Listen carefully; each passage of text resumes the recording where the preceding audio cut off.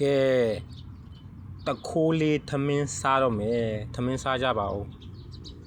ဒါပေမဲ့ကျွန်တော်တခုပြချင်ရှိတယ်ကျွန်တော်တခုပြ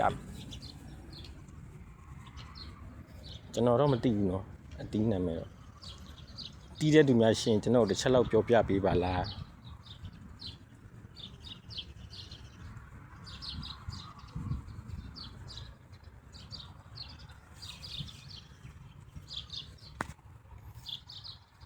အော်ဟိုးမှာတွေ့တယ်မတွေ့လားပိန်းနဲ့တီးနဲ့တူတယ်ဒါပေမဲ့ပိန်းနဲ့တီးလည်းမဟုတ်ဘူးအပင်ကပိန်းနဲ့ပင်မှမဟုတ်တာအဲ့ဒါဘာတီးလဲဟုတ်လားပိန်းနဲ့တီးနဲ့လည်းတူတယ်ဒါပေမဲ့ပိန်းနဲ့တီးလည်းမဟုတ်သူ့ပင်ကအဲ့လိုဖဖကြီးရွက်ကြီးရတီးရသူများရှင်တစ်ချက်လောက်ပြောပြပေးပါလို့အဲ့လားဘာတီးလဲလို့ထိုင်းနိုင်ငံမှာ